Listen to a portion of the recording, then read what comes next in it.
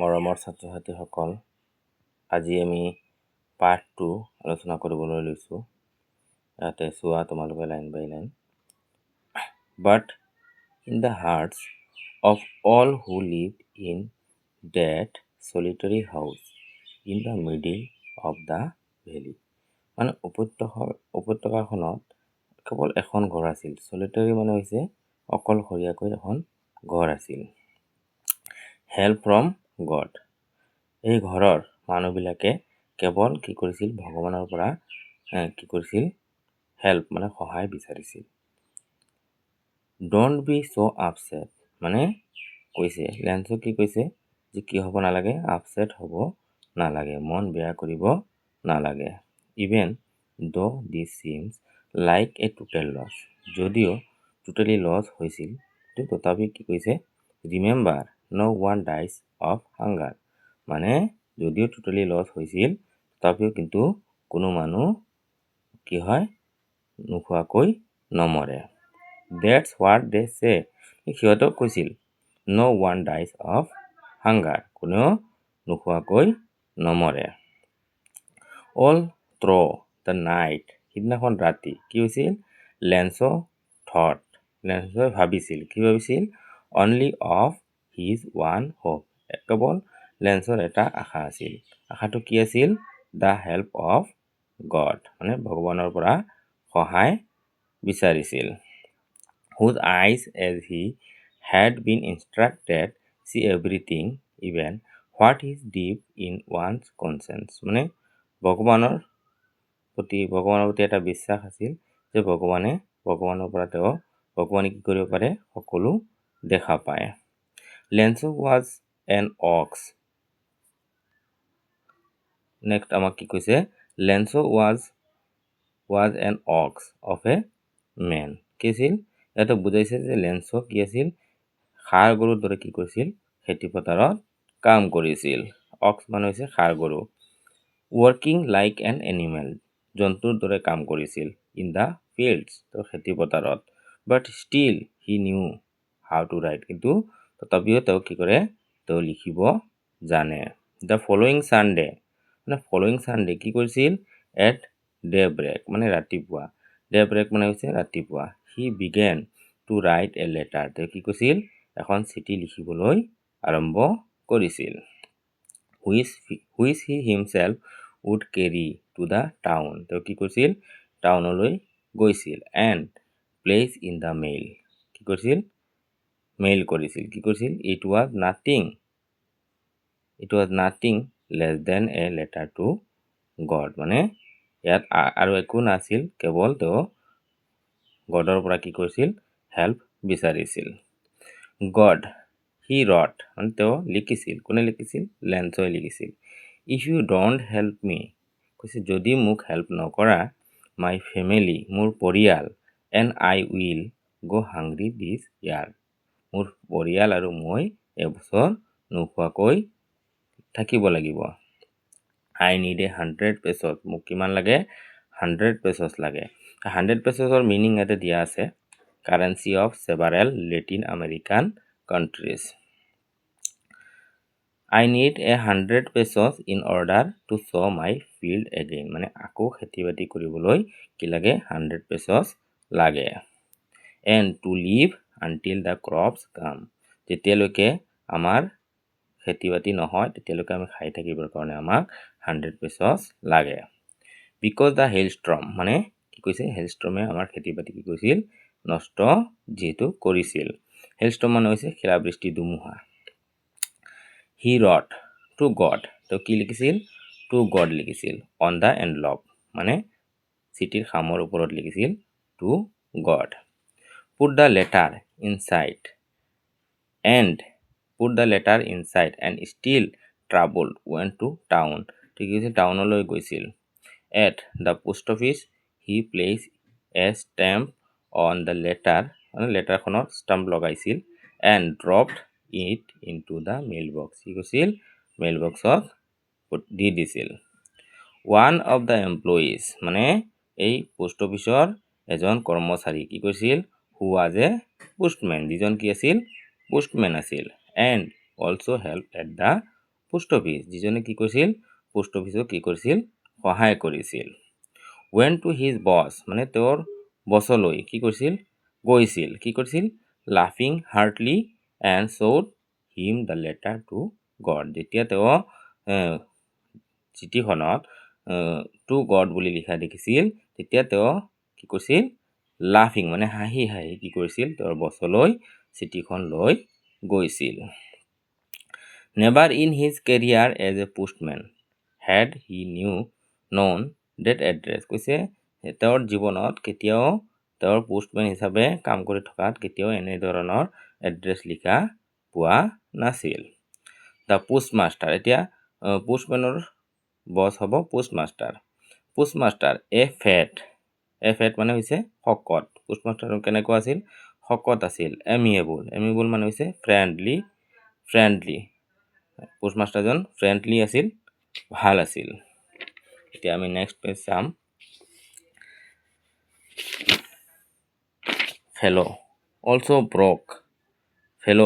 broke out laughing but কি কৰিছিল পোষ্টমেনজনে হাঁহি হাঁহি লৈ গৈছিল কিন্তু but also immediately he turned serious কিন্তু লগে লগে তেওঁ কি হৈছিল serious হৈ পৰিছিল and tapping the letter on his desk commented কি কৈছিল পোষ্টমেনজনে কমেন্ট কৰিছিল কি কৈছিল what fate মানে কি বিশ্বাস I wish I had the faith of the man যদি আমাৰ বিশ্বাস থাকিলেহেঁতেন who wrote this letter starting up কি কৈছে a correspondence with God কি কৰিব বিশ্বাস থাকিলে ভগৱানৰ লগত কি কৰিব পাৰিলেহেঁতেন correspondence কৰিব পাৰিলেহেঁতেন কথা বতৰা পাতিব পাৰিলেহেঁতেন।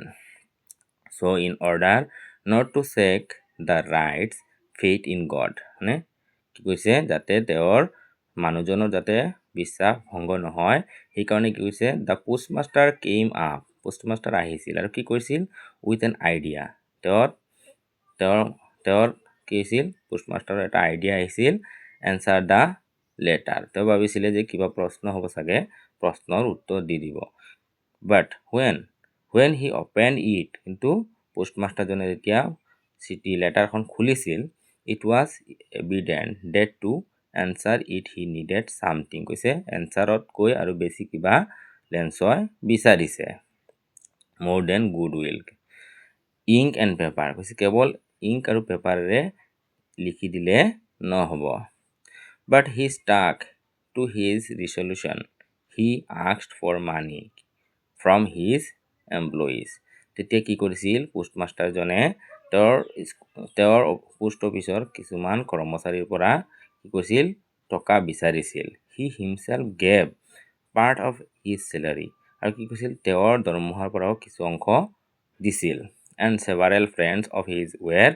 obliged to give something for an act of charity মানে তেওঁৰ কিছুমান বন্ধুৰ পৰাও কি কৰিছিল টকা কালেক্ট কৰিছিল দান কৰিবৰ কাৰণে charity মানে হৈছে দান কৰা দয়ালু it was impossible for him to gather together the 100 pesos কৈছে 100 pesos কালেক্ট কৰাটো বহুত অসম্ভৱ হৈ পৰিছিল so he was able to send the farmer only a little more than half কি কৈছিলে তেওঁলোকে খেতিয়কজনক কি কৈছিল হাফ মানে 100 pesos বিচাৰিছিল 100 মানে 50 পৰা অলপ বেছি দিবলৈ সক্ষম হৈছিল he put the money in an envelope আৰু কি কৈছিল তেওঁলোকে এনভেলপৰ ভিতৰত টকাখিনি সোমাইছিল address to লেন্সলৈ এড্ৰেছ লিখিছিল টু লেন্সো বুলি and with it letter containing only a single word as a signature God কেৱল কি কৈছিল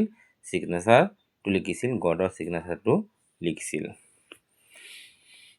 নেক্সট দিছে আমাক the following Sunday Lenso came a bit earlier than usual to ask if there was a letter for him তেওঁ কি কৰিছিল next দেওবাৰে কি কৈছিল তেওঁ অলপ সোনকালে পোষ্ট অফিচলৈ আহিছিল আহি কি কৈছিল তেওঁ সুধিছিল তেওঁৰ নামত লেটাৰ আহিছে নে নাই it was the postman himself who handed the letter to him while the postmaster experiencing the contentment তেওঁলোকে ভাবিছে যে তেওঁ চিঠি পাই টকা পইচা পাই তেওঁ সন্তুষ্ট হ'ব। Often man who has performed a good deed looked on from his office. তেওঁলোকে পোষ্ট অফিচৰ পৰা চাই আছিল যে মানুহজন কি হয়, ছেটিছফাইড হয় নে নহয়।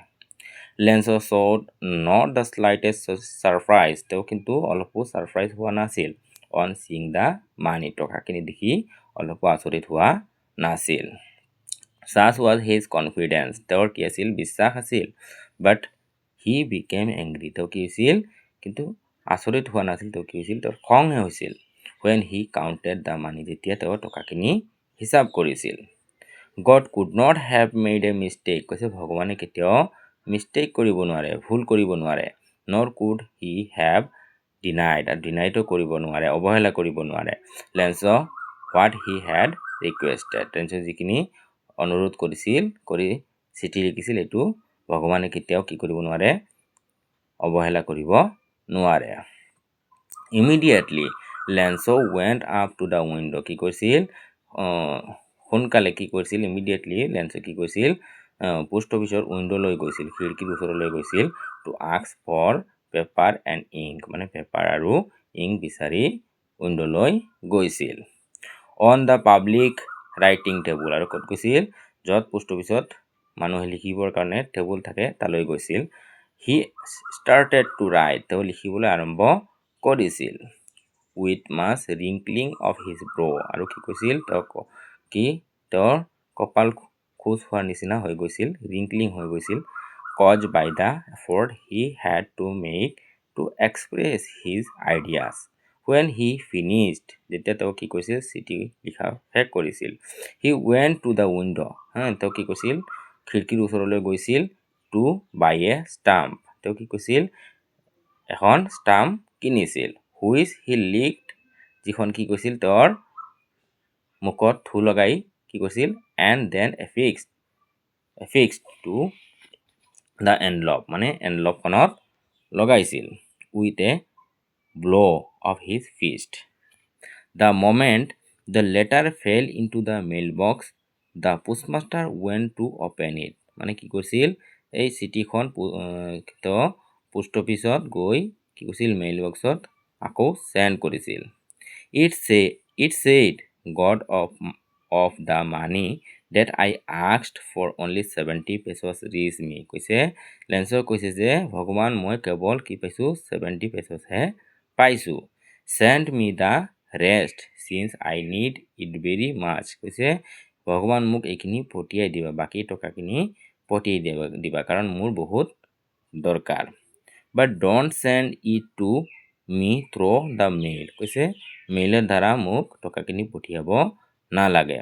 Because the post office employees are a bunch of crooks, কাৰণ পোষ্ট অফিচৰ কৰ্মচাৰীবিলাক চোৰৰ দল, তেওঁলোকে কি কৰে, মোৰ পইচা মাৰি খাই দিয়ে। লেন্সো, মানে কথাষাৰ লেন্সো কৈছিল।